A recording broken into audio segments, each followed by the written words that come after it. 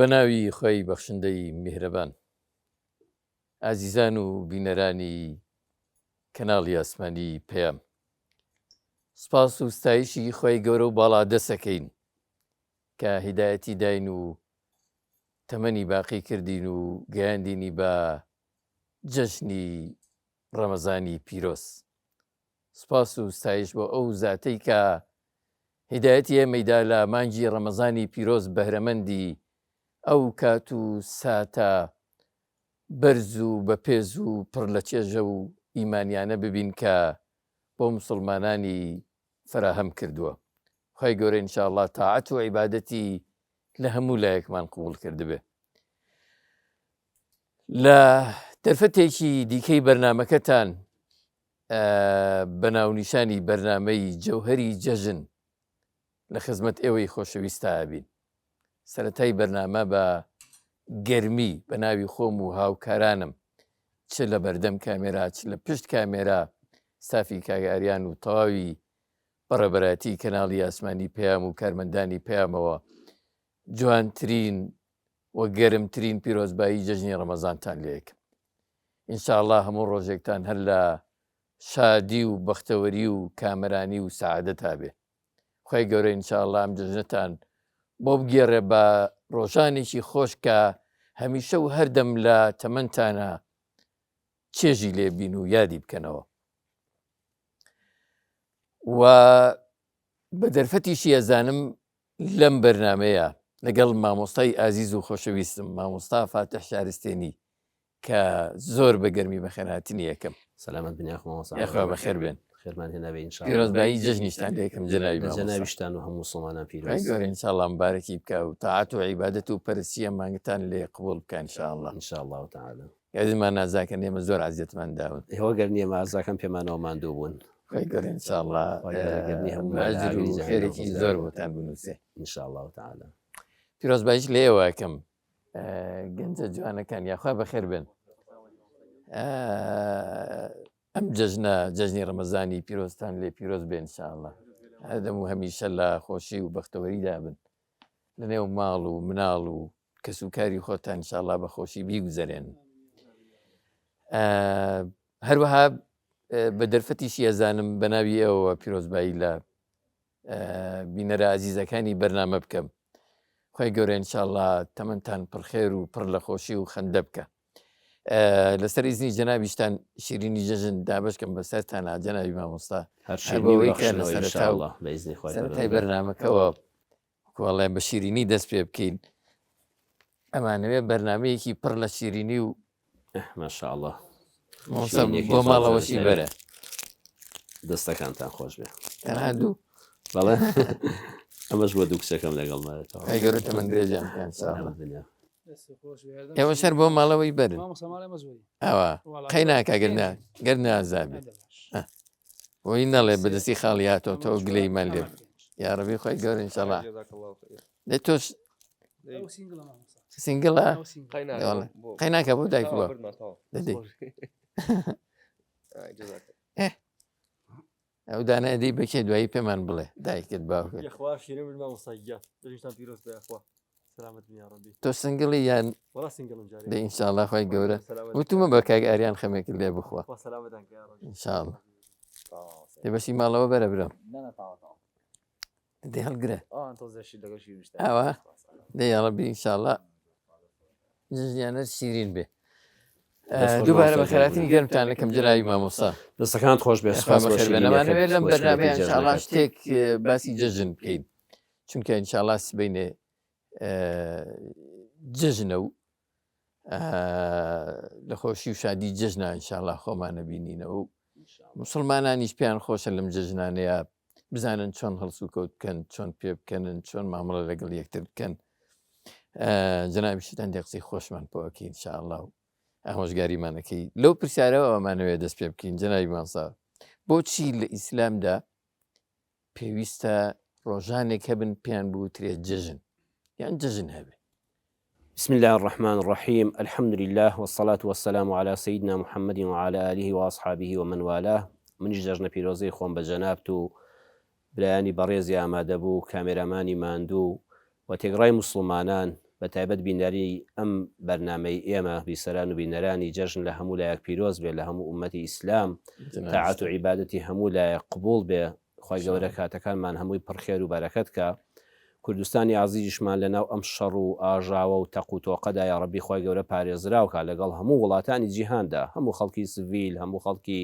بێت تاوانی جەنگ خی گەورە ڕەحم بە ئێمەش و بە هەموو مرۆڤایەتیش بکە ئاوێکی بە ڕەحمەت بەسەر ئەم ئاگری جەنگەدا بکرا و بکوژێتەوان و هیچ کە خوێنی مرۆڤەکان بە نەحەق نەڕژێ. لەباری پرسیارەکەی جەنابتەوە پەیامی جەژن بۆچی دەبێت جەژن هەبێ ئەوە تا ئێستا واجبە لە جەژنە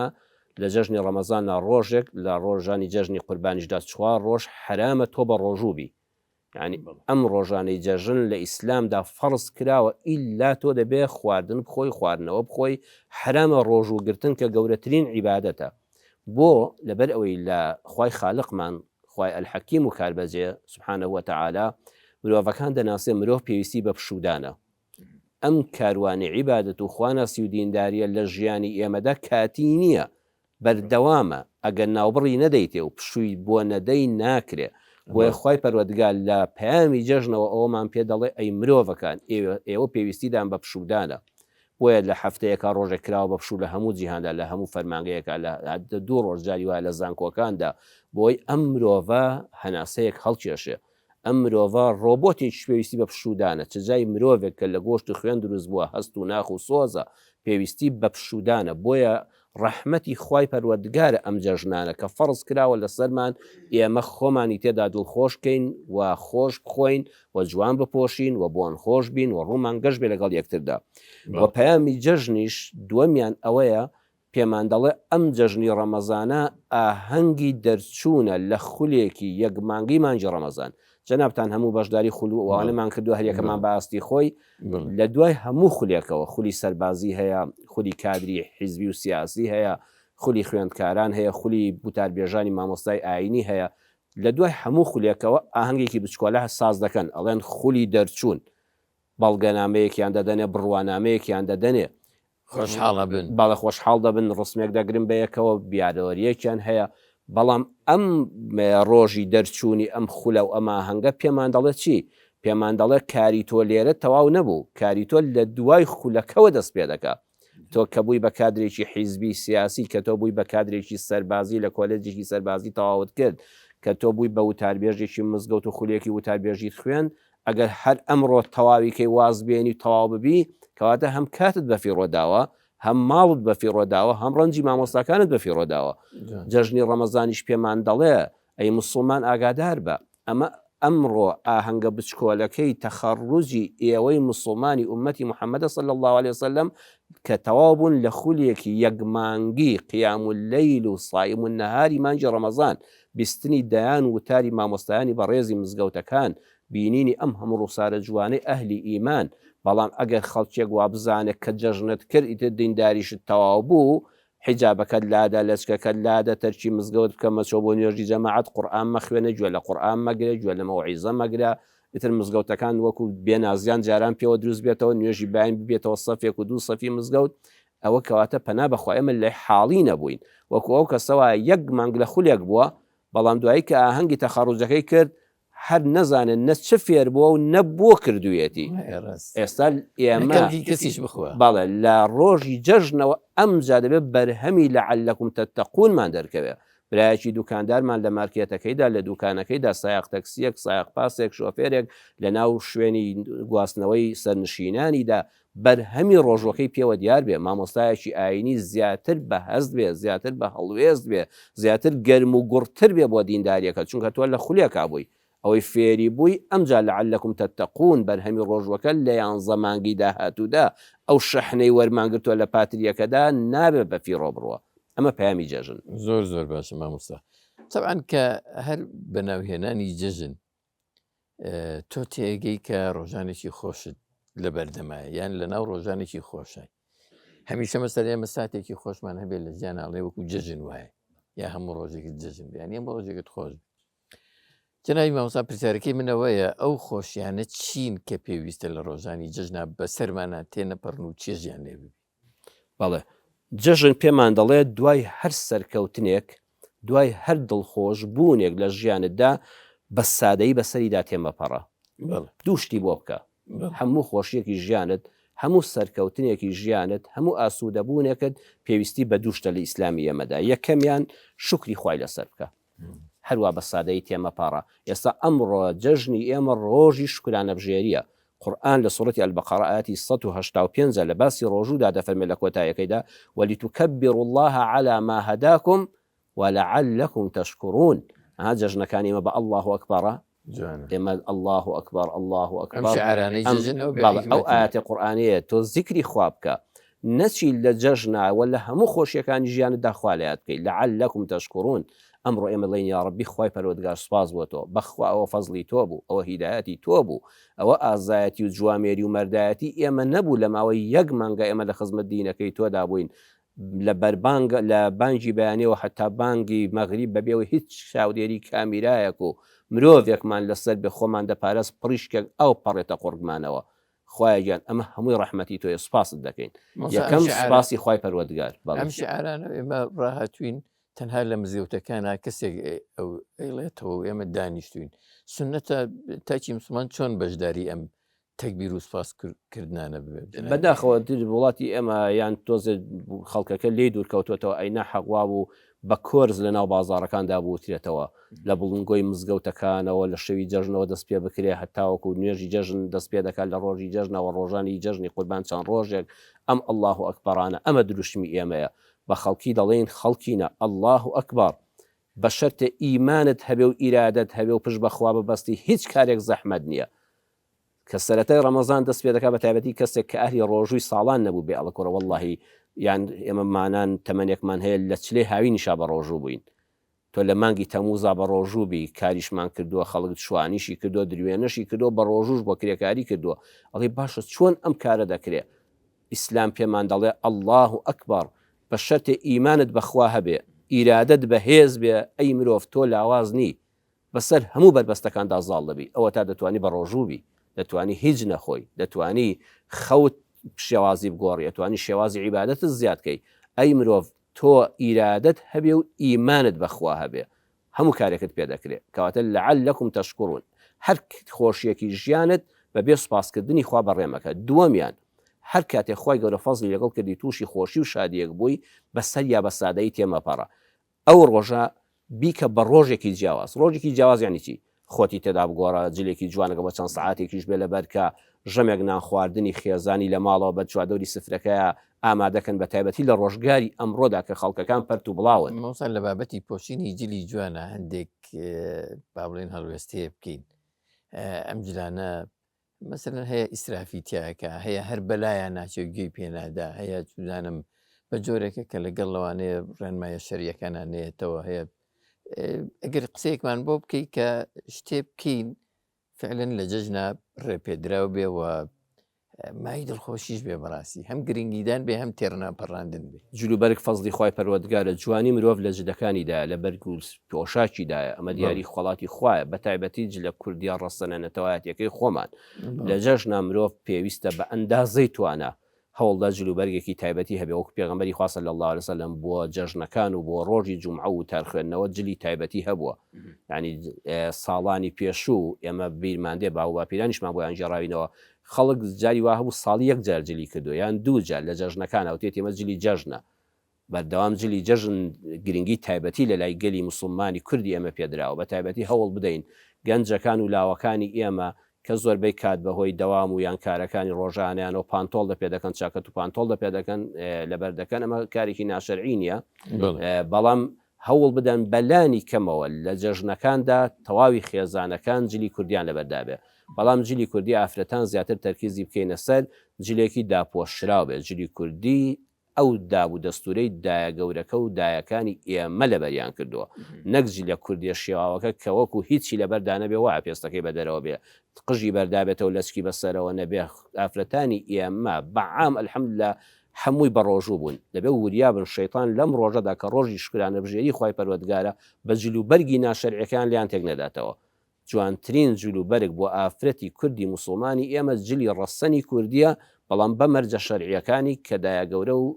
نەنکەکانی ئێمە لە بەریان کردووە ئیتر ڕەنگەکەی چۆنە بۆ ناو ماڵ و منداڵی خۆی ئەوە شەرع تحدیدی نەکردووە بەڵام لە ڕووی زیادە ڕەویەوە هەوڵ بدەین ئمە میلەتێکین هێشتا برسیەکانمان زۆرن ڕۆژ و ڕوتەکانمان زۆرن بێبەرگەکانمان زۆرن بەداخەوە چونکە سەرۆت و سامانی وڵاتە لەلایەن دەسەڵاتدارانێکەوە بە دادپەروەری دابەش ناکرێ و قۆرخکاری هەیە و دەستی بەسەرا دەگیری هێشتا خەڵکی هەژار هەیە جلێکی سادە بکەی یعنی ئاعتیادی خۆی یعنی ئیسلام منعی نەکردووە تۆ نابێت جلت جوان بێت چونکە خەڵک فەقیرە خۆی گەورە بۆ ئەندازەی کە پێی بەخشیوی دەتوانانی جوانیت پێوە دیار بێەوە ئەمما بنیعمەتی ڕەبیکە فحەدیث بەڵام زیادە ڕەوی نەکەین ینی تۆ دەتوانانی $20,000 بە قاتێ جل بدەیت گونجاو نییە هەر خۆشت دەرونیان کە دەچێت ناو خەڵکەوە مرتاحنی کیبرێکی پێوە دیارە نامرتاحێکی پێوە دیارە هەوڵدەین لە ئاستی خۆیدا ئەنجاوی جەنابەت باست کرد کە ئێمە ئەوەی کە عرزم کردی هەر خۆشیێک کە خوا ڕووی تێکردی یەکەم شکرانە بژێری دووەم بە سادەی بە سەریات ئێمەپەڕە نانێکی بۆ ئامادەکە کۆبوونەوەی خێزانی بکە خۆی بۆ بگۆڕەگە بۆ چەند سعاتێکیش بێ گەشتێک بە ماڵەکەتەوە دیار بێ کۆمەڵە حاڵەت هەن کوردی موسڵمانی ئێمە لە دێر زمانەوە کردوونی هەوڵ دەدەم باسییان کەم بە کورتیش بێت لە یادیان نەکەین یەکەم هەر کەسێک چاک بەوە لە نەخۆشیەک ئەمە لە بیرمانە هەر کەسێک کە خوای گەورە بەسەری دەکردەوانە و نەخۆشیەکی بۆ دەهات بە تایبەتی نەخۆشە سەختەکان لە جێگادا دەکەوت دکتۆر و دەرمانی زۆر بەکاردێنە کە چاک دەبەوە دەچون حیوانێکیان سەر دەبڕی دەیان کرد بە سەدەخە و خێر بەسەر دراوسەکانە دابەشیان دەکرد داوەتێکیان لە ماڵەوە ئامادە دەکرد دەخوا بە زیابە خوا شیفای فڵان کەسی داوە ئێمە ئێستا زۆر زەرورە هەر کاتێک خوای گەورە لە نەخۆشیێک ڕزگاری کردین بکەین بە جەژنێک لە ماڵەوە کاتە تۆ جەژنێکی تایبەتی هەیە دووەم کە مناڵەکانمان نمرەیان وەرگرتەوە نمرەکەی هێنایەوە بە تایبەتی نیوەی ساڵ و سەری ساڵ ئەو ڕۆژە بکە بە ڕۆژێکی تایبەت یعنی لانی کەم مریشکێک بکڕە دایکی منداڵان خواردنێکی تایبەت دروستکە جلو بەرگێک بە جوانی بپۆشن پیرۆزبایی لە مناڵەکە بکەن هەم شکرانەی خوا بکەن بڵێن ڕۆڵی جان سوپاسی خوا دەکەین هەمومان کە هیدایەتی تۆیدا مێشکی فراوان کردی قەڵەمی ڕەوان کردی الحەمدولیلا نمرەکان بە بەرزی هێناوەتەوە ئیهمالی مەکە هەر کارتەکەی نیشان دەی دەست خۆش ئەو ڕۆژە بیکە بە مەراسیمێکی تایبەت لە ماڵەوە باڵە بە عرضم کرد ئەمە شەر نییە خۆ هەڵجەژم بێ باڵە تۆ لە نیوەی ساڵی هەیە سەری ساڵی هەیە کوڕەکە لە زانکۆ کچەکە لە زانکۆ دەرچوو سوپاس بۆ خوا بەکەلێریۆسی هێناوە ماستەری هێناوە دکتۆرای هێناوە ئەگەر ئیمکانیت ببێت چەند جوانە حیوانێک دوو حیوان مەڕێک دوو مەڕسەر ببڕی بەشی یەک دوو دراوسێ بدەی کۆمەڵە خزم و کەس کۆکەیتەوانێ براین ئەمە جەژنە لە ماڵی مە سوپاس بۆ خواڕنج بە خەسار نەبوو کوڕەکەم کچەکەم دادە فڵان کەس کاکە فڵان کەس الحەمدولیلا بەکەلێریۆسی وەرگرت فڵان کۆلێژی تەواو کرد ڕەنجی چەند ساڵی الحەمدولیلا تا بڕوانامەیەکی هەیە ئینشاڵڵا ڕۆژگارێکی استفادە دەکات دەتوانێت بکتە خزمەتگوزاری خاک و گەل و نیشتیمانەکەی خۆی و موسڵمانان خزمەت بکات بەم شەهادەیە سێیەم کە لە کێشەیەک ڕزگارت بوو ئینسان جاریوا کێشەیەکی ناوخۆی خێزانی هەیە لەگەڵ خێزانیت چەند ڕۆژێک ناڕەحەتن یەکێ لە ئەولادەکان لاساری دەکا کوڕەکان کچەکان کاتێک کە ئاش بوونەوە هاتنەوە سەر ڕێگای ڕاست حیفە بە سەریات تێپەڕی سوزدەیەکی شکر بۆ خوا بەرە ژەمێک ناخواردنی تایبەت لەو ماڵەدا ڕێخە بیکە بە جەژنێکی بچکۆلە چوارەم کە لە بازرگانی و مامەڵەدا قازانجت کرد ئێستا زۆر کەسەیە الحەمدولیلا وەزعی مادیشی باشە بەڵام یەک جار زەرەت بکە ئەو ماڵ منداڵی لیان تاڵ دەبێژیان ئەوەندەمان زەرەت کردو بەس باسی زەرەکە دەکا ئێتۆ لەخوا بەزیاب لە ساڵێکە لەوانەیە 11 مانگ بەس قازانجت کرد بێ هەر وەختێ لە سەفەرەکەی لە سین گەڕایتەوە لە دوبەی گەڕایتەوە لە تورکیا گەڕایتەوە لە ئێران گەڕایتەوە کوڕە لەناو بازاڕی سلێمانی هەولێرە مامەڵەیەکی باشت کرد و چەند 50 وەرەقە دۆلار قازانج کرد حیفە بە سەریات تێپەڕی با ماڵ منداڵەکە شادێک ببینم بە سوپاسی خوای گەورە دەکەین خوا ڕزقێکی ناردووە بازرگانیەکەمان بە سەلامەتی هاتەوە کەلوپەلەکانمان بە جوانی گەیشتن خوا بانانێکی ئافرەت هاوسەری ژیانم منداڵەکان با لە دەوری سفرەیە کۆبینەوە هەم شکرانەی خوا بکەین هەم پێمانەوە دیار بێ کە خۆشی و گەشتێک لە ماڵەدا هەر نوێبوونەوەی ئەو هەموو جەژنن یعنی ئێمە بە سەریانەتێ نەپەڕین پێنجەم کە خوای گەورە مناڵی پێبەخشی هاوتە ئیسلامی ئێمە ناڵێ لەخوا بەزیای مناڵمان بوو هەو شکرانە بژێرەکە دەبێت حیوانێکیش سەر بڕی مەڕە منداڵەیەکی بۆ بکەی حوتمێک کە هاوخوای گەورە هاوسەری بە نسیب کردی نابێ بە سەریات تێپەڕی جەژنێکی بچکۆلە حازە دەکەی ئەولیم وەلەو بیشاتین ئەگەم مەڕێک بەرخێکت کاوڕێکت کرد بێ بە وەلیمە بە نانی شایی و جەژنی ئێستا بە پاقلا و حیفە بەڕێ دەکرێت جاران چەند خۆش بوو لە کچێک شووی دەکرد کوڕێک ژنی دیانە هاوسە گیریان دەکرد تەواوی خزم و کەس و کار مەجلیسێکی شەرعی جوان هەموو پیاوما خوڵان و ئافرەتان لە شوێنی تایبەتی خۆیاندا نان و چێشت و گۆش حازر دەکرا شیرینی دەبەخشرایەوە ئەمانە هەموو بانگەکرا بەڵێ ئاوایی هەموو بانگ دەکرا عنی چەند جوان بوو چەند خزمەتی و هەموو گەشتێکیان پێوە دیار بوو حوتەم کە چوویتە خانووی خۆتەوە کابرا چەند ساڵە کرێت چی ئەگە 100 مەتیش بێ کە دەچێ ناوەوە یەکەم جا سوزەی شکوری تێدا بەرات دووەمیان ئەو ڕۆژە حیوانێک سەر بڕە لانی کەم توانات نەبوو قەرزا بووی دوو مریشک سەر بڕە و نانێکی خۆشی عایلەی تێدا بخۆن هەشتەمیان کە لە عیبادەتێک خی گەورە سەرکەوتنی پێبەخشی ئێستا سوپاس بۆ خۆی مەگەیشتینە جەژن و لە 30 ڕۆژی مانگی پڕبەرەکەتی ڕەمەزانە بە ڕۆژوو بووین لە مانگێکە نابێ بە سەریات تێپەڕی بێت جەژنێکت هەبێ هەر ڕۆژی جەژن هەل لە بەیانیەوە ڕۆژێکی تایبەتە جاران نان و ماستت دەخوات هێلکەت دەخوات ئێستا نان و مریشک و قەیسی و فاسۆلیا و تەرتیباتێکەیە بە سەریات تێمەپەڕە کە لە عیبادەتی حەج تەواوی هەر ڕۆژانی جەژنی قوربان ئەبێ قوربانی بکەین ئەو مەراسیمە گەورە تۆ بووی بە حاجی هاتوویەوە لە ماڵی خوا جاران من بیرم دێ و جەنابیشن لەوانەیە کەسێک لە دەیەکە مەخەڵکی لادێ بووین خەڵکی شارۆزکە بووین لە شاریشە حاجێک لە حەج دەگەڕایەوە ئەو دەرودرا و سێ و خزم و کە سوکارە نان حازر دەکرا حیوان سەر دەبڕدا کوورە چەند ڕۆژ میوانداری هەبوو بە خێراتنەوە دیاری بەخشینەوە ئەمانە خەریکە کاڵ دەبنەوە بۆیە ئاماژەم پێکردن هەر یەکێک لە ئەمانە فەزلی خوان بەسەرمانەوە هەوڵدەین بە ئاسانی بەسەریاناتیە نەبڕین بە سادەی بیانکەین بە جەژنێک جەنابی مامۆساگەر پابەندی ئاینی هەبێەوە ناو ئیسلامە بە پێ ڕێنمایەکان هەستێودانیشی هەستەکەی نەک هەر ڕۆژانی جەژن هەموو ڕۆژەکانی ژیانت پڕە بن لە خۆشی و شادی ڕێک وایە هەنی ئەو مەڕاستیمان هەشت بابەتمان باس کرد تۆ لانی کەم مانگی لەوانەیە دوان بتگرێتەوە بە ئیزنی خوای گەورە جەمامۆستا من شتێک سەرنجی ڕاکێشامەیە ئەویشەوەیە کە هەندان هەیە بۆ ئەوەی ڕۆژە ئاسایەکانت بکەی بە خۆشی و شادی و وێنەی جەژنیان لێ بکەی وەکو جەژنیان لێ بکەی چێژیان لێ وەرگری نەک ئەوەی کە لە جەژنەکەیە تۆ ئەوەندە دەموچاوت نەکرێتەوە ئەوەندە خەندێ نەیەتە سەر لێوت کە خۆشیت پێوە دیار بێ مەبەستم چییە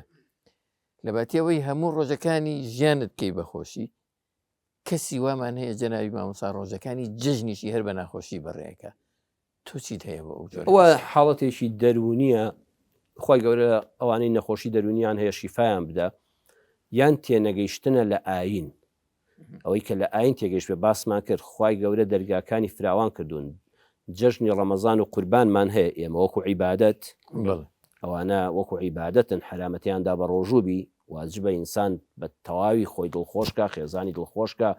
جاران حتا خەڵک دانگو دەبێ هەموو بەیەکەوە دڵخۆش بین جەژنی ڕەمەزان و قوربان خەڵک لە ماڵەوە نانی نەخواردوە سینیانانەکەیان بۆ بردووە بۆ مزگەوت هاچە پێشەکی چێشتی مزیۆری هەژاری موکریانی خوێندێتەوە باسی دەکات دەڵێ هەر یەکەنەوە خواردنێک و بەڵام خەڵک بڕیاریان دەدا ئەمە زۆر شتێکی جوان بوو کابرا دەیانگو نەوەک یەکێک غەمبار بێ یەکێ بێنان بێ خەڵک هەژار زۆر بووە نەوەک یەکێ دڵ بەخەم بێ کە هاتنە مزگەوت و هەموو بەیەکەوە نانمان خوارد و دەست و چاک و چۆنی و ماچکردن و پیرۆزبای ئەوانە خەمبارەکەش دڵخۆش دەبێ بۆی هەر کەسە لە ئەگەر لە ماڵی خۆتاوی بە تەنیاوی لەوانەیەم عایلەیە خەمبار بن بەس کە هاتێ ناو کۆمەڵگاکەوە ناو خەڵکەکەەوە نانە ئێمە جەژن من کاتێک لە جەژنام کە تۆش لە جەژنابی دەبێت خۆم دڵخۆشکەم بۆی تۆش دڵخۆشبی نەک بەهۆی ڕووگرژی خۆمەوە دڵی تۆش ناڕەحەتکەم بە تایبەتی ئەمە بۆ باوکو دایک زۆر گرنگە لە ماڵە ژن و مێرد گەوان دڵ ناڕەحەت بن منداڵەکانیشتام لە جێژن ناکەن هەمووان بەلاوەنێ هەموو سپاس گوزاری خوا کە تۆ عیبادەتی یەک مانگ شەوانی قەدر الحەمدلله ئەم هەموو مەراسیمە جوانە ئەم هەموو وتارە جوانت بیستووە لە ئاینەکەت شارەزا بووی سوپاسی خوا بکە و بەسەری شاتێمەپەڕە کەواتە دەتوانین جارشکە لە پرسیارەکانی جەنابتەوە بڵێم ئێمە جگەلەوەی کە جەژنی ڕەمەزان و قوربانمان هەیە کە جەژنە عیبادەتەکانن هەندێ دڵخۆشی تریشمان هەن وەکو چی یەکەمیان ینی دایمە ئەم ئیسلامی ئێمە فەلیەفڕەح و دایمە دڵخۆش بن دڵخۆش دینی ئیسلام هەندێک خەڵک وا حاڵی بۆ هەندێک خەڵک دەڵێم وازانێت کە مسلمانی مولتەزیمی تایبەتمەند بووی ئەبێ دایمە مڕچوومۆن و زۆر تند و ینی خۆت بە ڕەفیقی هەموو کەس نەزانی و سڵاو لە هەموو کەس نەکەی و ژیانێکی زۆر قەتیس و تایبەتت هەبێ خۆ وا بزانی وا تێبگەی خۆشی ژیان و زەردەخەنە و قسەی خۆشەوانە لەگەڵ دینی ئیسلامەکەی تۆدا یەک ناگرێتەوە ئەگە بتەوێت قیامەتت هەبێت دەبێت دنیان نەبێت نە ربنا آتنا في الدنيا حسنة أمجا وفي الآخرة حسنة لكوتاي جاوقنا عذاب النار أما گەورەترین دوعای ئێمە پێش قیامەتی جوان دنیای جوانمان لە خوای پەروەردگار دەوێت کۆمەڵە شت بە بیری خۆم و جەنابتان دێنمەوە هەر وەختێک تۆ دەگەی بە خزمەت دایک و باوکت گەورەترین خۆشیە لە دوای جەژنی ڕەمەزان و قوربان کە دایک و باوکت دەبینی بە دووشت سوپاس بۆ خوا لەشیان ساغە سوپاس بۆ خوا دڵیان خۆشە کە دەچی دەستی دایک و باوکت ماچ دەکەی کە دەبینی جەستەیان ساغەوا چوونە تەمەنەوە الحەمدلە هێشتا باشن سپاس بۆخوا کە دەبینی خەمبارنین و دڵیان خۆشە و دوعای خێرت بۆ دەکەن واللهی حیفە ئینسان لەو کاتەدا گەورەترین دڵخۆشی بەخۆیەوە نەبینێ. دووەمیان کە دەبیستی و دەبینی خەڵک منداڵەکانت گەورە بوون سپاس بۆخوا کچەکانت چوونە هاوسەگیری خۆیانەوە کوڕەکان ژنیان هێناوە هەریەکە لە دام و دەستگایەکی حکومیدا بێت لە کۆمپانیایەکە لە دەستگایەکی میدیاییدا لە دەست شوێنێکی خزمەت گوزاریدا کار دەکەن کرێکارێکن فەڕەزنا خەڵک پەنجام بۆ ڕادێکێشەوە هەی ڕەحمەت لە دایک و باوکت بێ واللهی سپاس بۆخوا منداڵی فڵان کەس خواناس و ساڵحن ئەگەر لەو کاتەدا زۆر خۆت بەخۆش حاڵ نەزانی غەدر لە خۆت کردووە کە خوای گەورە منداڵی ساڵحی پێبەخشی سپاس بۆخوا خەڵک دەڵێن ڕەحمەت لە دایک و باوکت ئیسلام جار بۆ جار دڵخۆشمان دەکات بە دایک و باوکت بە منداڵەکانت سێمیان پیاوێک دەچێتەوە ماڵەوە چەندە لە دەرەوە ماندوو کراوە و ماندووە بەڵام کە دەبینێ هاوسەرەکەی سپاس بۆخوا گونجاوە لەگەڵیدا تەبایە بە قەناعەتە پێشوازی لێ دەکات مەدخەلەکەی بۆ دەکاتەوە بەڕوویەکی خۆش و زەردەخەنەیەکی جوانەوە سڵاوەکەی جواب دەداتەوە ئەو علاگە کە مەگە چیلۆیەک شت بێ دەڵە خوانەی بڕێ بە زیاد بێ لەش ساغ بێ حیفە ئەو پیاوە خۆی بە دەوڵەمەندترین کەس نەزانێت لەسەر زەویدا حیفە خەمەکانی هەموو لەودی مەدخەلەکە و فڕێنەدا حیفە ئینسانی مسلمانی ڕاستەقینە نەبی جەناوی مامۆستا ئەمە هەر لە خوشک و برای ینی کەسی مسلمانەوە شێتەوە ئەم جۆرە ڕێنمایانە پیادە بکە بەڵێ حیفە ژنێکی بەڕێز ئەگە ماڵەکەی سادەش بێ کەلوپەلەکان سادەش بن زێڕوزی پێوە نەبێ جلوبەرگەکانی لە جژنی شاگران بەهانە بن وەکو خەڵک نەیتوانیوە بەڵام کاتێک قسەی دەکا هاوسەرەکەی هەموو هاتنەوە ماڵەوە کە سڵاوێکی ئیسلامی جوان ئەسەلام عەلەیکۆم خاتونی ماڵەکەم بڕۆکەی خۆشە دەمی پاکە گوێن فرۆژ نییە قەدری دەگرێ قەدری خەس و خەزوری دەگرێ قەدری ژمبرا و خوشک و ژن خوشکەکانی دەگرێ لەگەڵ بنە ماڵەکەی هاو دەمە ئەبێ ئەم ئافرەتە کە ئەم پیاوە دەبینێ هەموو ڕۆژێکی جەژن بێ نەخوانە خواستەوە بزانێت لێک کەم و کوڕی لە جەژنا هەبوو نەیتوانی وەکو پێویست وەکو براکانی وەکو خوشکەکانی وەکو دراوسەکانی وەکو ناسیا و میوانەکانی ئەم پیاوە نەیتوانیەوە تەواوی کەلوپەلی جێژن بۆ منداڵەکانی دابین کە ئیتر ئەمە بک بە خاڵێکی گەورە نە مادام هاوسەرەکەم گونجا و تەباو بە قەناعەتە و ڕووخۆش و دەم بە خەندەیە من هەموو ڕۆژێکی جەماڵەکەم جەژنە چجایەوەی جەژنەکەش لە خۆم تێک دەم بەوەی ئەوەی کە کەم و کوڕێک هەبێ چوارەم کە مژدەت دەدەنێ سپاس بۆخوا نەخۆشیەکە دنیا و پاکان خەڵکێک پشکنینێک دەکا فەحسێک بەڵێن نەخۆشیەکە دکتۆڵە مەترسیەک هەیە خوابمان پارێزە و شیفای ئەوانش دەکە نەخۆشیە مەترسی دارەکانیانە لەم ڕۆژە مبارەکەدا ئەها کابراکە فەحسەکەی دەنەوە دکتۆر والله لەخوا بەزیێ پاک و خاوێنە هیچ مەترسیەکە لەسەر نییە ئەبێ لەو کاتەدا سوزدەیەکی شکر بۆ خوابەری کوڕەپسیەوە ماڵەوە بیکەی بە خۆشیەک جەژنێکی شەرعیانە ناخواردنێکی تایبەتی سەدەقە و خێرێک ناوێ بەسەریا تێپەڕی پێنجەم کە ژن و مێردێک دوای چەند ساڵ لە منداڵ نەبوون لەو کاتەدا کە پزیشکەکە لە فەحسەکەدا لە سۆنەرەکەدا مژدە دەدا بە خاتوونەکە لە دادەگیان سپاس بۆ خوای گەورە تۆ دوو ژیانی منداڵ بێ ئەمما ئەم زۆر خەڵکم بینی لە پسپۆڕانی دکتۆرەکان میستۆکتۆری ئافرەتەکە خەری بوورێتەوە هەیە 15 ساڵە مناڵینە هەیە 10 ساڵە مناڵینەوە کە مژدەیە دەنێ ئەڵە دوو ژیانی وشکت دەبی بەدایک پیاوەکە دەبێتە باوەک ئێمە خوای گەورە ئەمانەشی پێبەخشین ئەمانش خۆشیەک گەورەکانی ژیانن تۆ دەبێت لەم ڕێگانەوە حرمەتیشیان بگری باڵێ باڵە حرمەتیان بگری بە شکرانەی خوای لەسەر بکەی شەشەم کە خۆشەویستێکت دەبینی جاران خەڵک لە گوندێکەوە بە پێ بە سواری گوێدرێژ لە ڕوتان دەڕۆیش بۆ گوندێکی تر بۆ شارێکی تر باوەڕکرد نە بازرگانی هەبوو نە مەسلحەتی دنیایی هەبوو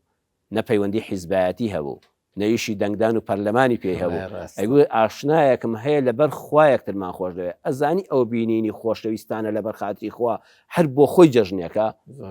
ئەچوونە ماڵی یەکتر کەلانیان دەخوارد نیسکەنیان دەخوارد کابرا ئەوی بە میوان نەدەزانی کوڕێک تۆ خاوەن ماڵیت بۆ خۆی چی دەخوارد لەگە ڕۆژێک میواندارەکە میشکێکی سەر بڕێ ئەوەی تری نان و نیسکێنەکان بە یەکەوە دەخوارد بەڵام ئەو سێ چوار ڕۆژە ئاشنایەتی و سەردانە هەر بۆ خۆی هەموو ڕۆژێ جەژن بوو کە دەڕۆیشتنەوە بۆ یەکتر دەگریان کابران پێی نەبوو خواحافیزی بکە ئێمە حیفی ئەمانەمان زۆر کەم بووەتەوە هەرچی مەسلحەت و بەرژەوەندی ئەم دنیای بە لەبینی ئەم دوو پیاوەدا نەبوو لەبینی ئەم دوو ئافرەتەدا نەبووە جگە لە ڕەزامەندی خوا بەس لەبەر خوا خۆشم دەوی ئەم سەردانە هیچ مەسلحەتێکی تێدا نییە وەخوا کابرا دەچوو ماڵەکەی لەسەر بەڕێکی ئاوا کوردەواریانەدا دەنیشت وەیە زانی لەسەر فەرشی کاشان دانیشتووە نێزانی ناو ماڵەکەی چی تێدەگو من بۆ لای تۆ هاتووم ئێستا زۆر خەڵکە وە لە ڕۆژی جەژنە ئاژاو کەوتۆتە ماڵەوە تێتی میوانمان هاتووتی ئەو قەنەفەکانی کوڕە وەڵڵا پێراریش هاتمەرە و قەنەفانە بوو بەڵێ ینی جاریوە ماڵەکە بۆ خۆیینە ئەم قمبەلەیەکی فرەداوەتە ناویەوە کەسەکەش ئەگەر زۆر ژیر و تێگەیشت و دیندار نەبێ خەریکە بە قسەی ئەم میوانیان ئەوج لە بە خاتون ئەو ژلەکانی کراسەکەی پارتە خۆمە کراسێکە لە بەرم کرد لە بەری ناکەمەوە ئەم کیبرە دەنوێنێ دەبێت زۆر وریابین من هاتووم بۆ لای تۆ ئەوە نەم تۆ خۆش دەی وەڵە چاوم نبینە ماڵەکە چی تێدایە بەس تۆ دەبینم خۆشەویستی ناو دڵم بۆ تۆ بینینەکەی بۆ خۆی جەژنێکە هەشتم کاتێک کە دەچینە حوتەم کە دەچینە وتاری هەینی ئەزانی هەموو ڕۆژێکی هەینی بۆ ئێمە جەژنێکە بە تایبەتتر ئەگەر مزگەوتەکە بۆ خوا دروست کرابێکی شەڵا هەمووی بۆ خوایە وتاربێژی مزگەوت لە ڕۆژی هەینیدا لە ناخێکی پڕی دڵ بە کوڵ دڵپڕ لە ئیخلاص بۆ خوا بەس سەر بەخوا نەک بە سەر بە کەس وتارە مردوەکەی ئەو قاف ناخوێنێتەوە چی پەیامی حەقی ئیسلامە بۆ موسڵمانانەی دەڵێ والله ئێمە ئەو کاتانش کە دانهێش لە سەمین بەربین ئێستاش لە ماڵەوە کە فرمێسک بە چاوماندا دەهات ئەو خەڵکەش لە مزگەوتە یان جاریوە پێش ئەوە من بینیمە خەڵک دەگریە ئێمەش دڵمان پڕ دەبوو کە لە دوای جمعە دەبووینەوە هەستم بە فەرەحیەک کردو ئەم زانی و ئەم هەموو سلێمانیە ئەو هەولێرە هەمووی منە ئەو خەڵکەش تەنجار دوای جمعە وتێتی واللهی مامۆستا خوا خێرت بنووسێ واللهی هاتمە مزگەوت ئەوە نەدڵم تەنگ بوو دنیا لەسەر سرم تاریک بوو یعنی وەم زانی دنیا ڕووناکی نەماوە واللهی فەرەحی بە دڵما هات یا ڕەبی خوا خێرت بنووسێ کە دەبینی ئەو مسلمانانە هەموو ئەو براو خوشکانە هەموو هاتوون لە ماڵی خوادا کەس داوت نامەی تایبەتی بۆ نەچووە یەک ڕەزامەندی خوا هەمومانی کۆ کردوێتەوە ئەو مامۆستای وتار خوێنەش بێمنەت لە هەموو حیزب و دەسەڵاتێک چی پەیامی حەقی پەروەردگارە و مادویدا کۆکی خەڵکە خوێنێتەوە بەڵام پەنا بەخۆی ئێستا زۆر جادەچێ مزگەوتەکانش باوەڕ کە جمعەم کردووە لە شوێن هاتوومەوانی هەرچی چێژ بێنم بینیەوە بەس زانیمە فەرزەکەم لەسەر لاتچووە ئەویش ژەوەیە کابرا موبایلەکەی دەردێنێ ئەو وتارە مردوی مەلایەکی مردووی ئەو قافی بۆی نردووە وتارەکەم بۆ خۆی مردووە ئەوەش کە نووسەتی هەم مردووە ئەمیش بە مردووی دەیخوێنێتەوە عینەکەی بۆ دەردێنێ وەر دەبی ناخوێنێتەوە نازانی باسی چ دەکات بەس ئەوەیە فەرزەکەت جێبەجێ کردووە ئەینا وتاری جمعەش ئەگەر کەسەکە دڵسۆزانە بۆ خوا وتار بکرێنێتەوە بەس بۆ خوا والله ئەو خەڵکە هەمووی دەڵی لە جەژنایە کە دەیتە دەرەوە حدیتەوە ماڵەوە هەز دەکەی مرۆڤێکی تری گۆڕانکاری بە ژیانە داتۆڕم بە هەر یەکێک لێەوە هەستان بۆ بابەتە کرد بێ هەردوو بابەتەکەت بینی بێ هاتوێ دەرە سارد و سەڵ ڕۆیشتوشتەوە گەرم و گۆڕ هەردووکیانمان بینیوە هەشتم کە مسلمانان ڕوو لە خوان و پابندی شریعەتن ئەزانی دەچێت شوێنێکە ئەو هەموو گەنجە ئەچێ زانکۆیەکەوە جاران دکتۆر محسین عەبدولحەمید ئازام لەیەکی لە کتێبەکانی ئەڵێ چوومە زانکۆی سلێمانی دوو ئافرەتم بینیوە لەشکی بەسەرەوە بووە ئێستا دەچێت زۆر کۆلێژەوە ئەوەی کەوا باڵا پۆش نەبێ نامۆک بووە تۆ لەم کاتەدا فەرەحی بە دڵتانەیە خۆت بە خاوەنی جەژن نەزانی بەخوا گوناه ئەو هەموو تەراوی حەبەیەکەوە دەکا هەمووی بەیەکەوە بەربان دەکا کە ئەم هەموو گەنجە ڕوو لە خوایە دەچێت بازارەوە سواز بۆخوا هەمووی سونەتی پێغەمبەری ئەو هەموو خۆشکە سەرپۆش بەسەرە باڵا پۆشە لەبەرکردنی صحیحی بوخاری موسلیمە لەبەرکردنی تەحفیزی قورئانە ئەگەر تۆ لەو کاتەدا خۆت بە خۆشحاڵ نەزانی نە لە دین حاڵی بووی نە لە ژین حاڵی بووی هەر تووشی کە ئابەدەی بۆ خۆت بڕۆ هەر تووشی نەخۆشی دەرونی بە هەموو ئەو دیمەنانە ناوی بەسەریانە تێپەڕی سەرکەوتنی مسلمانان گەشایی بە ئیسلام کە دەگەشێتەوە باران و ڕەحمەتی خوای پەروەردگار حەت کە سەیری دەکەی ئەبێ الحەمدوللایەکی بۆ بکەی بڵێ خوای پەروەردگار ئەم هەموو ئەم ڕەحمەتە بە تۆ نەبێ ها وشکە ساڵی پار و پێرانمان خۆ لە بیرە تۆ ئەم دەرگایە لێکردینەوە باش ئەمانە ڕۆژانە خۆشحاڵن نەکات تۆ تووشی نەخۆشی دەرونیە بی لەم سەردەمەدا ئەبێ ڕۆژانە ئەمانە هەموو بەجێژن بۆ ئێمە حیسابن نۆیەم بە ئیزنی خوای پەروەردگار ئێمە تەمەنمان پڕبەرەکەت بێ و لەگەڵ جەنابتان و بینەراندا ڕۆژێک دەوڵەتی کوردستان ببینین ئەزانی چەند ناڕەحەتە ئێستا ئێمە ئەم هەموو ملیۆنەها کووردا تاکە میلەتی سەرزەوین کە ئاڵای سەر بە خۆمان نیە لە نەتەوە یەکگرتوەکان کە نەنووسراوە دەوڵەتی کوردستان لەسەر نەخشەی جیهانیدا بۆ دەبێ من عێراقی بم بۆ دەبێ ئێرانی بم بۆ دەبێت تورکی و سووری بم ئەی هاوار من کوردم و کوردستانیم ئەو ڕۆژەش کە نەتەوەکەم دەگاتە مافەڕەواکانی خۆی لەژێر سای سیستمێکی دادپەروەری خوانازدا ئەو ڕۆژە گەورەترین جەژنە بۆ ئێمەی نەتەوەی کورد کە ئینشاءڵڵا بە چای خۆمان دەبینین و خەباتی بۆ دەکەین دەیەمیان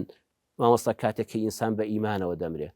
کەسێک ئێستا پرسیار لە من دەکەم مامۆستا کوڕە وەڵی باسی چ دەکەی حەج خۆشیەک بە دڵمانایە ناخۆشیەک هەیە کە لە هەموو خۆشیەکان گەورەترە بەخوا لە جەژنی ڕەمەزان و قوربانەکە خۆشترە ئەگەر ئەم جەژنە لەسەر سفرەکەتە بەس شۆربایەکت خوارد تەنانەت توانای کڕینی مریشکێکرد نەبوو بۆ جەژنەکە هێشتا دڵتەنگ مەمە تۆ موسڵمانی ئەو ڕۆژەی کە بە ئیمانەوە دەمری ئینسان خۆ حەد دەبێ بمرێ میوانداریەکە ئێستا من هاتوومە ئەم بەرنامەی جەنابتان بۆ ئەم کەناڵە سەلامەت بیاخوا بە تەمام حتا ماوەم لێرە بم خولەکەکان دەژمێرم بەرنامەکە تەوا بێ و خواحافیز دەگەڕێەوە ماڵە حەقیقیەکەی خۆت ئتر لێرەکانەگە سارد بێ گەرم بێ وەک پێویست نەبێ ڕاخەرەکەی نەبێ خۆمە لێرە بارگەمدا نەکوتاوە من میوانم بەڵ حەمد لە ئەم ستۆدیۆ جوانە و ڕوخسارە گەنجان جوانانشمان لەگەڵ و گوڵزارە شەیە لە بەردەمانە ئێوە شکرانی خی دەوێت بەڵام ئەگە خوا نەخواستە هیچی شیرێ نەبێ پێویست بەو هەموو کۆڵپیەوە هەڵگرتنە ناکە چەند ساتێکە کاکە من میوانم ئەرکی خۆت لێرە من هاتووم ئەم چەند قسە خێرە بکەمیتر شوێنەکە چۆنە ئەوەندە گرنگ نییە دەگەڕێمەوە ماڵەکەی خۆم ماڵەکەی ئێمەش قیامەتە ئەگەر دنیامان جواب و فەنیعمە هەزار جار سوپاس بۆ خۆی گەورە ئەگەر کەم و کوڕێکیشمان هەبوو کە دەبێ هەر هەمان بێ چونکە ئێرە بەهەژ نییە و ئێرە دنیای کۆتایی نییە ئێرە شوێنی تاقیکردنەوە حەج یەکێک لە ئێمە بەڕێزان دڵ نیابن لە ژیانمە نەخە لە لێکەیە هەر کەسە خوا بە شتێک تاقی دەکاتەوە بۆیە دڵتەنگ مەبە کاتی سەرمەرەکی ئینسان پەنجەکەی ئاوالێکا دەڵێ أشهد أن لا إله إلا الله أشهد أن محمد رسول الله بەو شایەتمانەوە دەڕۆی تۆ تەواو برتەوە الذين تتوفاهم الملائكة الطيبين يقولون سلام عليكم ادخلوا الجنة بما كنتم تعملون وقل سورة النحل فرودگار فرمي لسر مرقى إنساني باك خواناسي راستقينا يكسر مجدية دنيا ملائكتي الروح خوشي دم بخندي بون خوش ده دفرمي صلاوي خواي فرودگار الليبه أما شوينك اللي بهشتايا أي روح ولا دروا شويني خول اللي بهشتا نشان دادري ألوك أتدايا في غمص صلى الله عليه وسلم دفرمي إنسان يعني بيلي لا هيج نامنه درواني بو شويني خوي تاوكاني دكريه دوا ئەمە بەرهەمی کردەوە کە ڕۆژۆکەت بە خەسار نەچوو مزگەوتەکەت بە خەسار نەچوو شەو نوێژەکانت بە خەسار نەچوون ئەمە کرا بە کلیلێک مای کلیلی کردنەوەی دەرگای بەهشتەکەتە تۆ لە سەرە مەرگەوە تەواو ڕزگارت بوو لە هەموو ناخۆشیێک لە دوای ئەو مامۆستا چوونە بەهشت فلا تعلم نفس ما أخفي لهم من قرة أعين ئێمە خۆ بەهشتمان هەیە دنیا هەر تەوا دەبێت گەورەترین نیعمەت هیچ چونکە بۆ نەمردنی تێدایە نە نەخۆشببوونی تێدایە نە پیربوونی تێدایە نە کۆتاییەکەی هەیە ئەمەی دنیا کابێ ئێستامە خەڵکم بینیوە بڕوا بکە یعنی بە دەفتەر $2 وانەڵێت بە $1,000,000 دەڵێ یەک کەسی لە بەڵی ماوەسە لە پیری زۆر دەترسم وەش کوساغ و سەلامەتیشە یعنی خەمیەوەی نەخۆش دەڵێت دەترسم پیر بم کوڕە یعنی خەمیەتی ئەم هەموم کە کۆ کردوێتەوە سوودی لە نابینم بەڵام لە بەهشتا تۆ قەت تەواو نابێ قد نەخۆش نابی قەلت تێک ناچێت قەت تووشی خەم نابی ێ باشە بەڕێزان ئێمە ئەم جەژنە گەورەمان لەبەرە لە ناو بەهشتەکە خۆشتر دەزانن چییە لە قەسر و قسوور و ئەم هەموو تافگە و ئەو بەس خوا بۆ خۆی دەزانێت حەچی بە بیری مرۆڤ نەشاتووە والله ئەوەی لە بەهشتا هەیە تا ئێستا هیچ مرۆڤێک بیری لە خۆشی نەکردێتەوە هیچ شاوێک نەیبینیوە هەر ناتوانێت بیریشی لێ بکەیتەوە ئەمەد وان بەڵام لەوەش خۆشتر چییە بە خزمەت پێغەمبەری دەگەی صلی الله عليه وسلم چه خۆشیەکە ئینسان دەچێتە مەدینە خۆی بۆ ناگیرێ کە سڵاوی لێ بکات داوەرە بە ڕوخسار پێ ساسان ببینی تەوقەی لەگەڵا بکەیت ئەنجا خۆشیەکە زیاتر دەبێت هەرچی پێغەمبەری خوا دەیبینی هەرچی سەحابەیە ئەو سەحابە عەزیزانەی کە پێشمەرگەی مەفرەزە سەرەتایەکانی و ئیسلامە بوون گەیاندیان بە ئێمە یەک بە یەکی سەحابەی پێ ساسان دەبینی ئەو هەموو ئەولیا و ساڵحە ئەو هەموو عولەما لە هەمووان گەورەتر خۆشی هەرە گەورەیە قەلەوە وەصف ناکرێ بینینی خۆی پەروەردگار سبحانه وتعالى وجوه يومئذ ناظرة إلى ربها ناظرة سبحان الله دوێنە شەو کە لە خزمەت ئەو ئاەتلا متالەم ئامادە دەکە ئەم بابەتە سیرەکەی پێش ئەوەی باسی بینینی خوا بکە دەفەرمێ دەموو چاویان گەشتوەتەوە ئەو نورەی خۆی پەروەردگار هەر دەموو چاوێک بەری کەوێ وجوه يومئذ ناظرة یەک پارچە دەبێتە ڕووناچی و خێر و بەرەکەت ئەمجا بە چاوی سەر خوا دەبینێ ئێمە بەڕێزان ئەم هەموو خۆشیانەمان هەیە حیفا دڵتەنگ بین حیفا ئەوەندە مەراق بخۆین حیفا وا بزانین دنیا تەواو کۆمەڵی خۆشی ڕچێژن هەموویان پڕی شەڵا ژیانمان وە مردنمان وە لە دوای مردنمان و بەهشتمان هەمووی خۆشیە بۆ ئینسانیماندار مامۆستاگیان جەنابەت بە قسە خۆش و ئەوە ناسراوی شتێکمان بۆ ئەو جەژنانە پێ بەخشە قسەیکی خۆش حەز ناکەم شتێک بڵێم خۆمان بیستەوە دەوێت ماوەسەوەشیا جافەرانی بۆ قسەی خۆش لێرە تەشریفیە بووە قسە خۆشەکان بۆ کرد دوێنێ بەردەست نەبوو ئینشەڵا دەبێت دوو شت باز دەکەم من دایمە پێم خۆشە شتی ناو کتێب باسکەم کە ڕۆژی خۆشی و قسەی خۆشە ماوەسا تۆفیق کەریمی خۆمان لە کتێبی کاریگەری ئیسلام لەسەر کەلتوری کورد ئەدەبی گاڵتەوگەب لە چاپی یەکەم 2016 لە پەڕی 177 ئەڵێ مامۆستا عەلی باپیر بۆی جێڕامەوەتی مامۆستایەک نای مامۆستاکەش بە من نێڵم وتی مامۆستا لە وتاری جومعەدا باسی بەهەشتی دەکرد ئەو بەهەشتێکی ئێستامە باسمان کرد مامۆستا هیمەتی خەڵکی بەرز دەکردەوەتی مسلمانینە خەڵکینە وەڵڵاهی بەهەشت یەکجار وانە ڕەحەن نییە لە خۆتانی قورس مەکەن پڕە ئاسانە باوەڕتان هەبێ پشتیوان بەخوای گەورە عیبادەتەکان بکەن نوێژ و تاعەتی خۆدان بکەن ئەو پەنجەرەی چۆن دەکەیەوە ئاوە ئاسانە مامۆستا دەستی بۆ پەنجەرە بچکۆلەکەی تەنیژ میحرابەکە هەر چەندی کرد پەنجەرە نەکرایەوە ڕایتەکان بەخوا نەکرایەوە مامۆستا زۆر ساڵەت بوو تیوە خەڵ مسلمانەوە زەم لەو دی و لەحیمیان کردووە هەر دەکرایەوە خەڵکە دەستی بەکەنین ئەو زۆر بە ئاسانی دیێنەر ئەوە کەوتی هەر وەکو ئەو پەنجەرە چۆن پشت بەخوای گەورە تاعەت و عیبادەتێک بکەن وەندە لەسەر خۆتانی قورس مەکەن ئەو پەنجەرە چۆن دەکرێتەوە وەڵا هەر ئەوای کرد و پەنجەرە لەو دیوە لەحیمیان کرد مامۆستا بەوەی نەزانی بوو کە لەو دیوە لەحیم کراوە بۆی باوشن نەیکاتەوە مامۆستا دەستیان کرد خەڵکە بە پێکەین بەخوا ئەواش سەخت نییە لەحیم کراوە نە دەکرایەوە کرێ بڵێ ئاواش ئاسان نییە کە من ڕاحەتیشتیان جارجارش قورس دەبێ خۆپەنەمەدا دومیشیان لە ژیانی خۆمدا ڕەنبێ کەم مامۆستای نازانم مەگە خەڵکیێکی کەشە بە من نەمزانی بێ بەڵام وازام ڕەنبێت تاک بووم لە هەندێک ساڵی تەمەنمدا دوو جەژنم کردووە دوو جەژنی ڕەمەزانم کردووە دوو جەژنی قوربانم کردووە بڵێ چۆن هەر یەک جەژن هەیە هەر لە یەک ساڵا دوو جەژنی ڕەمەزانم کردووە دوو جەژنی قوربانیشم کردووە ماڵم لە مەروێ شارباژێر بوو لە ئاخر دێ حدوودا تەنیش مەرزی چۆمانەوە ماڵەکەی من لە ئاخر شوێنی سەر سنووری بەشی کوردستانی عێراق و ڕۆژهەڵاتی کوردستان سەر بە ئێران بوو دەی زەڵێ بەرامبەر بە مەروێ زەڵێ مەلایان نەبوو مزگەوتێکی جوان و خنجیلانیان هەبوو و خەڵکێکی خواناس و چاکی شتێدا بوو و زۆر دۆستی منیش بوون بەڵام مامۆستایان نەبوو هەروە گەنجەکان بخوان پێشنەویست شتێکیان دەکرد بەڵام وتاری جومعە دەچوونە گودەکانی تریان دەچوونە چیوەرۆ ئەوانە سەرسوڵ و زەڵێ و ئەوانە مەلایان نەبوو دەچوونە لای مامۆستا مەلا عەلی چیوەرۆ لێ جومعەی خۆیان دەکرد یان دەهات نەمەریوە بۆ لای من ئەگەر چەموشتەکە زۆر نەبووە چەند ساڵێکیان کە لە مەریوە بووم بە زۆری هەر هەموو ڕۆژ هینەکانی وابوو عادەتەن دەوڵەتی ئێران لەگەڵ عێراق و ئەوانەدا نایکابە بەجێژ ئەوانیش بە پازگای لێبوو پابند بوون بەوە خەڵکەکەشی پابند وڵاتی خۆیانەوە جەژنیان دەکرد لای ئێمە لە مەریوە من جەژنی ڕەمەزانی خۆمانم دەکرد وتاری جەژنم دەخوێندەوە دەچوین بە ماڵانەوە دەگەڕانی و نان و چێشتی خۆمان دەخوارد دوای عەسر دەهاتن بە دوومدا ئەگە زستان بووایە چەمەکەی چۆمان زۆر پاتایە بە سیمدایان پەڕاندەوە هەموو ئەم جارە عەجەلم هاتەوە ئەمە ئاخر جەژنمە دەیان بەستەوە بە گوریسێکەوەی لەو بەرەوە ڕای دەکێشای ترسناکەکەی لەوەدا داوە سەیری ئاسمان کە سەیری خوارەوە دەکەی ئەوە زانی دەڕوە بەرای خۆی بۆ جەژن ڕۆژ هەموو ئەوەی کە خواردبووشم دامناوە لە ترسانە ئەتە دەچوومە ئەو بەر شەو لەوێ دەبووم بەیانی سەر لە نێتەکبیرات دەستی دەکردەوە جەژنێکم دەکردەوە تا نیوەڕۆ لەگە ماڵەکانی دەگەڕێن نان نیوەڕۆشم لەگەڵان دەخوات و داهاتمەوە بۆ ئەم بەر جەژنی قوربانیش بە هەمان شێوە جەژنم لای خۆمان دەکرد ئێتر ئێوارە بەدوم داداتن دەچوومە ئەو بەر دیسان ڕۆژی دوایی لەوێ جەژن بوو بە چوار جەژن باڵێ هەموو ئەو ساڵانەی کە لەو سنوورە بووم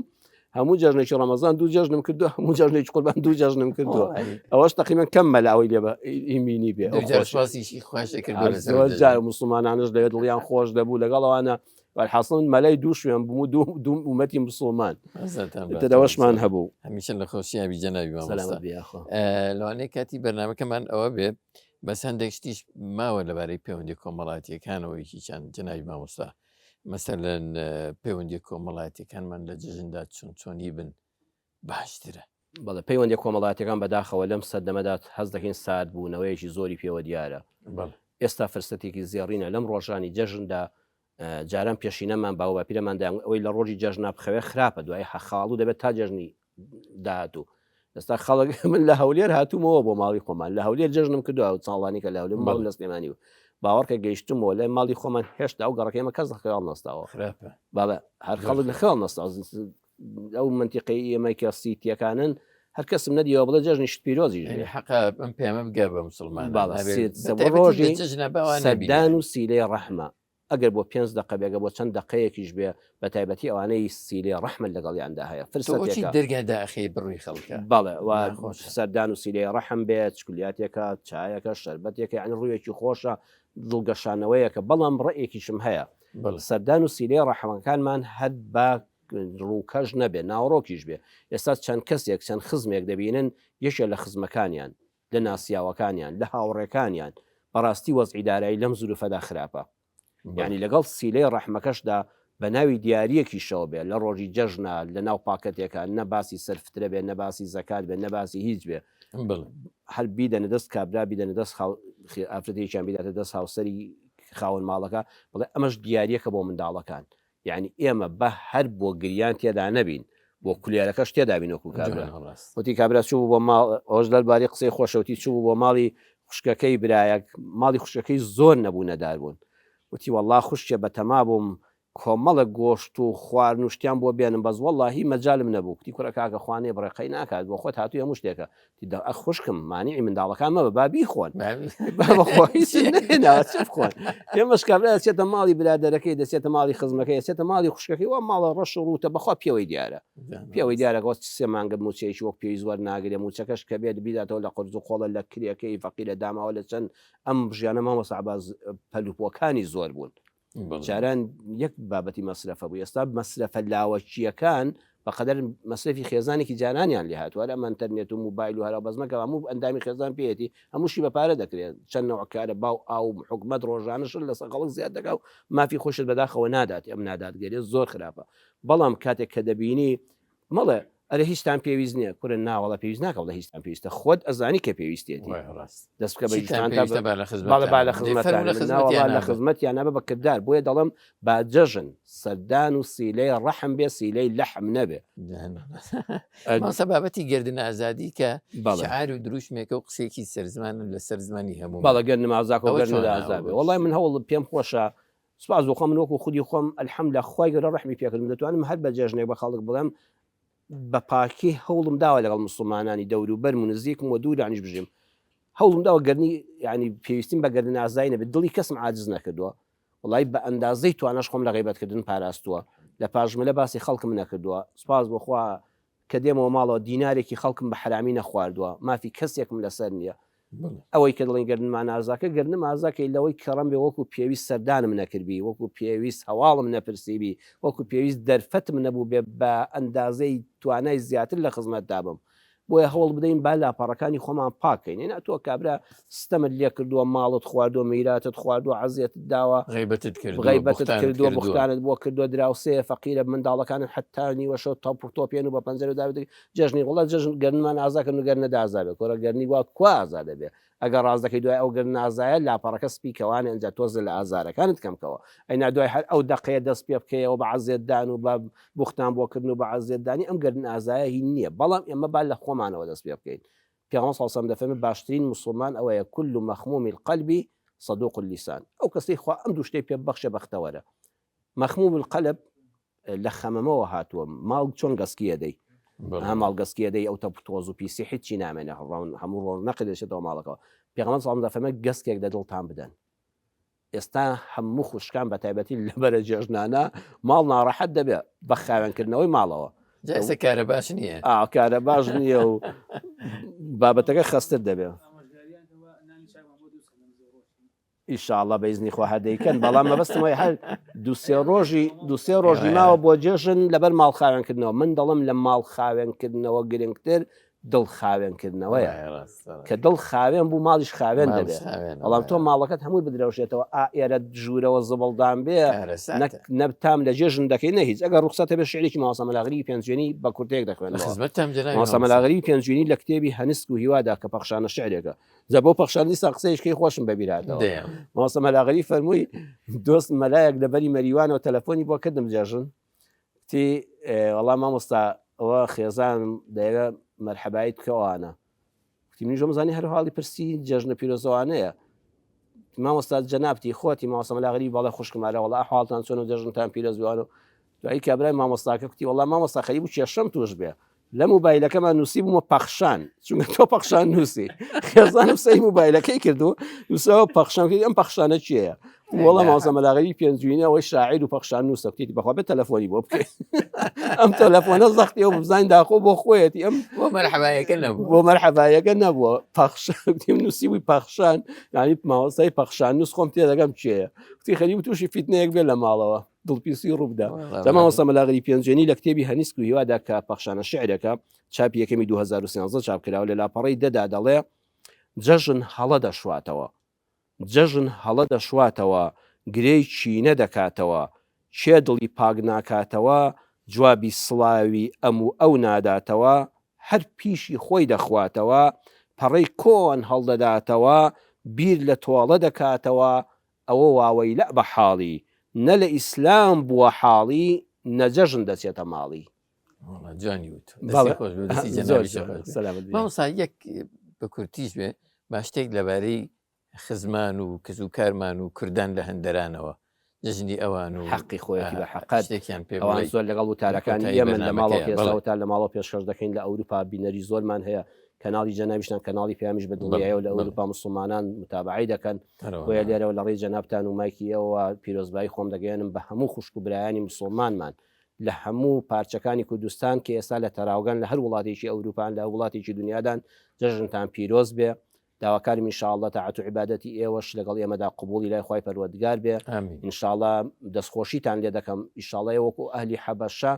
مهاجرینی حەبەشە هەر پاداشتێکتان بە دوو پاداشتە کە لە وڵاتێکی ئەوروپیدا پابندن بە عەقیدە و بیر و باوەڕ و عیبادەتی ئیسلامی خۆمانەوە و پابندن بە کولتور و ڕەسەنایەتی کوردەواری خۆمانەوە ئینشاءالله لەسەری بەردەوام بن ئەم دوانە پارێزن چونکە ئێوە لەوێ هەر میوانن بەخوا دڵنیام حد دەبێ بێنەوە ئینشاءالله ڕۆژێ ئەم کوردستانە دەبێتە دەوڵەتی کوردستان دەوڵەتی سەربەخۆی کوردستانمان دەبێ حکومێکی دادپەروەری دەبێ ئینشاءالله هەمومان بە تەبایی و بە برایەتی و بە خۆشەویستی بەیەکەوە دەژین هەموو ئەوانەی کە لە تاراوگەن لە وڵاتانن لە غەریبین چونکە هیچ شتێ مامۆستا لە غەریبی ناخۆشتر نییە بەڕاستی ئەوانەی کە لە ئەوروپا دێنەوە لەگەڵ من عادا دەنیشتنەوەی مامۆستا ئەوەی کە ڕووناکێک لە دڵمانە ئومێدێکە کە ڕۆژێ دەگەڕێنەوە بۆ کوردستان بەوەی نییە خەڵک دەڵێ وا خۆشحاڵم و ئەوانە هیچ کاتێک هەز ناکەی بە خۆشحاڵی ئەگەر ڕوخسەتە بە شعرێک هەیە شاعیرێکی لاوە ئەگە کاتتان ماوە ئەوەی کە لە خزمەتتانایە و تیکۆتایی بە بەرنامەکەی ئەم شعراش شاعیرێکی لاو هەیە کاکە مازیار فایق کتێبەکەی خۆی لە پێشنگەی کتێب بە دیاری دامێ بە ناوی بە کاتی دڵ لە لاپەڕی 206 کتێبەکە چاپی یەکەمی 2025 چاپ کراوە شعرێکی تێدا بە ناونیشانی نیشتیمانێک ئەمە دیاری بە بۆ کوردانی تاراوگە و ئەوروپا و ئەمە جەژنانەیە ئەم شعری کاک مازیار فایق نامۆ دەخوێنەوە دەڵێ نیشتیمانێک من تەزیوی وڵاتێکم ئاگردانی بێگانەیە من تەزیوی وڵاتێکم ئاگردانی بێگانەیە نان و ئاو و ماڵێک خەونی سەدان گەنجی بێلانەیە ئێستاش عەشقی نیشتیمانم کۆچم کۆچی ناچاریە پایزی نامۆی غوربەت هەر لەبەر بێبەهاریە نیشتیمانێک نیشتیمان بێ لە باوەشیا جێت بێتەوە ئەگەر گوڵی خەون و خۆزگەت نەژاکێ سەر نەنێتەوە شێ دڵی دێ هەر بەلاوی جانتای کۆچ بکاتە شانی لە ڕێی دەریا بگری بۆ خاک دوو دڵ بێ لە مەرگومانی مەراقتانە بزانن چی لە جانتاکەی شانمدایە مەراقتانە بزانن چی لە جانتاکەی شانمدایە مشتێ خۆڵی ژێر پێی دایکم و هەندێک دوعای باوکمی تایە نیشتیمانم جێهێش لەگەڵ خەم و خەفەت و تاڵیمە یادگاریشم لە توولە ڕێی کۆڵانێکی مناڵیمە ئەگەر گەیشتم بیری خاک و وڵات ئەەکەم پێش هەمووتان با لەوێش بم بۆ هیچ کەسێ دوو خاک نابێ بە نیشتیمان خاچی ئەمە هەر کوردستانە ئینشاءالله ئەوە بە شادی و بە سەلامەتی دامێنینەوە من کۆتایی لە کۆتایی بەرنامەکەمە بەڵام ئیتر ئەگەر شتێکە بێ بە یەک دوو خولەک باسی کەین سپاسدانەکەم فەرموو مایکەکە تاڵگەرەکەک عەبدولمەلیک بڵێ جژنە پیرۆسە ئاڕاستەی جەنابتان و هەموو بینرانی بەڕێزەکەم یخوا خۆی گەۆر پاداشتەماتەوە وەڵام مامۆستا پرسیارێک هەیە ڕاستەکەی پرسیاری چەند کەسێکیشە جا لەم جەژن و بۆ نەخۆشەیە بەڕاستی کاتی ئەوەی ئینشاڵڵا بەڕێستانی بکەم کۆمەڵە موسڵمان دەڵێن ڕاستە جەژن ڕۆژی گردن ئازای خۆشی شادیە بەڵام کۆمەڵە کەس هەیە بە زمان گردنمان ئازا کردوون بەڵام هەرچی حەسەن گردن ئازاکەین هەسەن خۆمان ڕاز ناکەین جا ئەمە دڵی شتەکە هەرلەکە شتەکە هەرماوە جا ئینسانی مسلمان چۆن بتوانێت خۆی لەو حەقدا یعنی لە ڕزگارکە کە لە ناخێتی خۆی گەورە پاداشتەماتەوە سەلامەت بیاخۆ پرسیارێکی بەجێ و جوانە جاری وا هەیە ئەو برینەی کە بە دڵمان کەوتۆ برینی جەستە ئاسانتر چا دەبێتەوە برینی دڵ جار هەیە بە ساڵێک و بە ساتێک چاک نابێتەوە خوای گەورەش زۆر جار لەوە لێمان ناگرێت لە صحیحی بوخاریدا دەفەرمێ وتاری دوێنە بوو کە لە ماڵەوە تۆمارم کرد وتاری ئەم هەفتەی کۆتایی باسیۆن کرد باخێر بڵین لە صحیح بوخاریدا دەفەرمێ کاتێک کە وەحشی حەزەتی حەمزەی شەهید کرد دوای موسڵمان بوو خۆم ئەلیسلام و یەهدیم و ما قبلە ئیسلام لاپەڕەکانی ڕابردوو هەموو لا دەبە کەسی شەیە لە پێغەمبەری سەروەرمان صلی الله عليه وسلم ڕوحمان بە قوربانی خۆی و ناوە ڕێبازەکەی بێ گەورەتر بێ دڵفراوانتر بێ لێبوردەتر بێ کەس هەیە لە مێژووی مرۆڤایەتیدا نییە بەڵام سەیریکە ئەو برینەی بەدڵی ڕسوڵ الله گەشتۆ ڕوحمان بە قوربانی صلی الله عليه وسلم لە شەهیدبوونی مامیدا لیوا ڕوکنی ئیسلام حەمزەداش ساڕێژ نابێ وێ دەفەرمێ وەحشی کاتێک کە چوو بۆ لای فەرمووی ئەنتە وەحشی تۆ وەحشی وتی نعم بەڵێ فەرمووی ئەنتە قەتەلتە حەمزە تۆ حەمزە کوشت دەڵێ وەحشی ئیمامی بوخاری ئەو دیێڕەی وەحشی هێناوە یعنی قسەی جوان لە هەموو کەس وەرگرا وەحشی نەچوو ڕووداوەکە بژێڕێتەوە والله بەڵێ قوربان من هانیاندام و بۆ ئازاد بوون و لە تاوی کۆیلایەتی ڕزگارم بێ و تیرەکەم تێگرت ڕمەکەم تێگرت و خسمە زایی دەکەوە و ئتر لە پشتێەوە دەرچوو دوایی هند وتی بڕۆ سکی هەڵدڕە وتی ئەی پێغەمبەری خوا صلی الله علیه وسلم ئەوەی بیستوتە هەر ئەوە بۆ کە بیستوتە جامل لێ و تارەکەم باسی وەش هەندە برین هەیە مەیکولێنەوە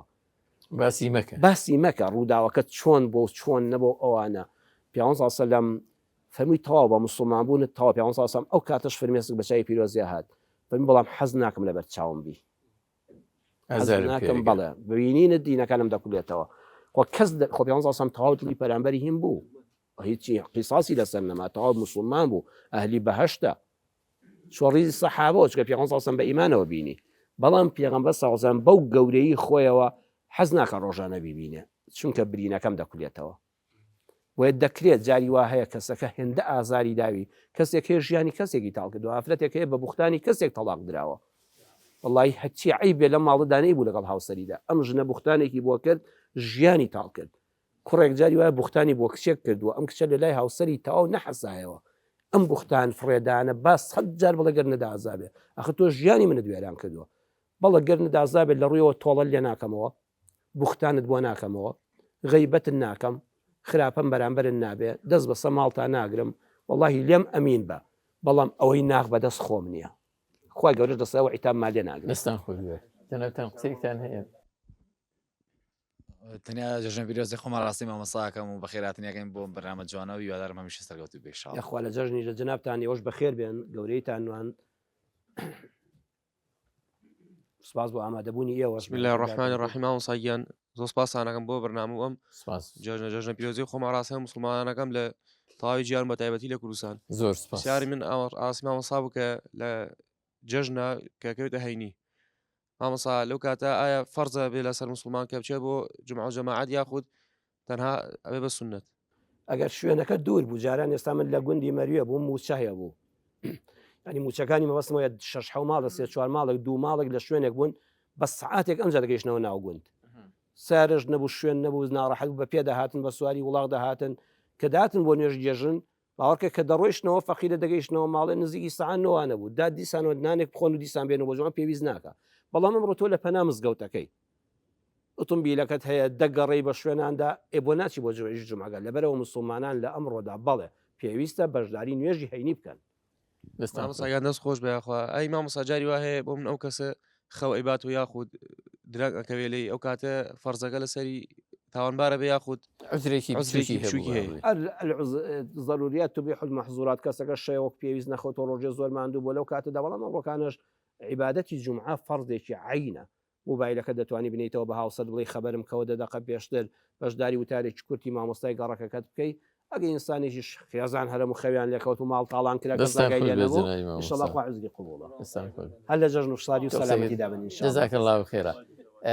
جنابی مامۆستا شێخ فاتح مامۆستا فاتح شارستێنی خی گەورە پاداشتان باتەوە دووبارە ئینشاءالله ڕۆژانی جژنتان پڕ بێت لە خۆشی و شادی و کامەرانی ئینشاءالله ئێوە سەر لە خۆشییا بن دەستان خۆش بێ بینەرە عزیزەکان دەست خۆش بۆ ئێوە دەژنتان پیرۆز بێ تا دو ساتەکانی بەرنامە لەگەڵمان بوو ئینشاءالله سبێ نێو ڕۆژانی دیکەی جەژن بەخۆشی بەڕێ بکەن پیرۆزبایش لە ستافی بەرنامەکە ئەەکەم کەماندوو بوون لەگەڵم ئینشاءالله ئەوانی شەر بەخۆشی و شادی جەژن بەڕێ بکەن تا بەگەیشتنەوەمان لە دەرفەتێکی دیکەیە هەموو ڕۆژێکتان هەر جەژن و خۆشی بێ وەسەلام عەلەیکوم وەرەحمەتوڵڵاهی وبەرەکاتوه